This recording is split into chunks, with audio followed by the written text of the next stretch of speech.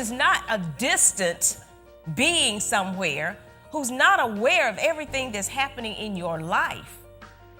God is such a wonderful God that even before we get born again, he is still to a degree directing us in some way or some manner to get us to a place or a point where we can make a decision to become saved, to accept him.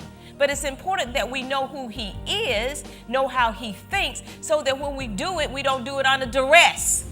Jesus came to let us know who God is and express his loving kindness towards us, and it's still the same today.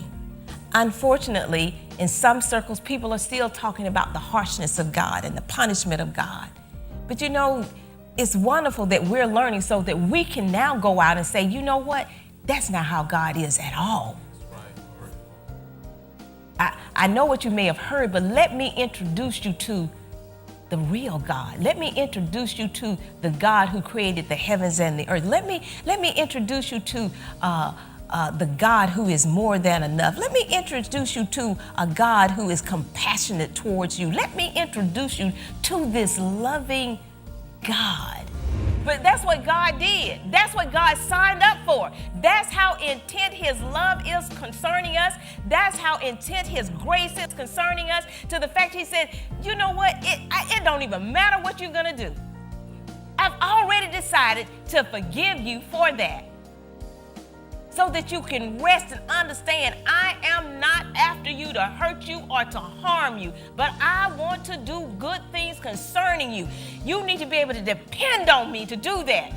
So the only way you can depend on me to do that is I can't have you timid or shy when you come to me because you think you ought not to come. So I'm telling you, there's nothing between us. How many of you have experienced some of the levels of God? You're like, whoa, that was nobody but God. There ain't nobody but Jesus did this. Nobody. And that's the way God wants us to see him concerning absolutely everything concerning our life. He does not turn the grace off when you get challenged. He don't take, there is not, you know what? There's not even an off button for the grace of God.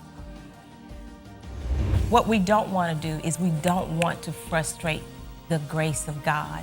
What we don't want to do is we don't want to not take it seriously. God says, my grace is sufficient. And he said, my favor. If I favor you, you better believe it's going to be good. Amen.